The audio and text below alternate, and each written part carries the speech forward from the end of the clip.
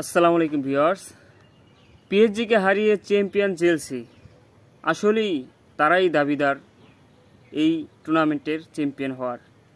অসাধারণ খেলছে, যেখানে পিএসজি ছিল ফেভারিট, বাট খেলার মধ্যে উল্টো হয়ে গেল, উল্টা ফেভারিট চলে গেল চেলসি।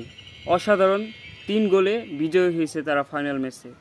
ফিফা ক্লাব বিশ্বকাপের ফাইনাল ম্যাচে জমজমাট একটি ফাইনাল ছিল, যেখানে ফেভারিট ছিল পিএসজি। সেই পিএসজিকে হারিয়ে চেলসির চমক। হাফ টাইমেই 3 পিচ ধরিয়ে দিয়েছে পিএসজিকে।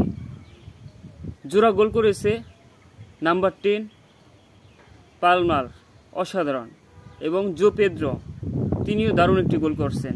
যেখানে পিএসজি, দেমবেলে, ডুয়ে, হাকিমি, কি বলবো ভাই, ওরা অনেকগুলো সুযোগ পাইছে, কাজে লাগাইতে পারেনি। আসলেই দুর্দান্ত খেলছে চেলসির খেলা দেখে সত্যি আপনি অবাক হয়ে যাবেন। ফাইনাল ম্যাচের মতোই খেলছে, যেখানে কোনো পাত্তাই পায় নাই পিএসজি। দারুণ অ্যাটাক ছিল, প্রতিটা বল একুরেট পাস ছিল। বিশেষ করে চেলসির ডিফেন্স ছিল অসাধারণ।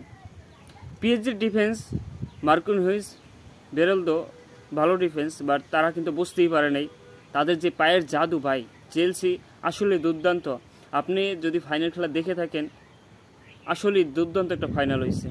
চেলসি দারুণ খেলেই তারা ফাইনাল জিতছে, এবং তারাই দাবিদার যেই খেলা উপহার দিছে।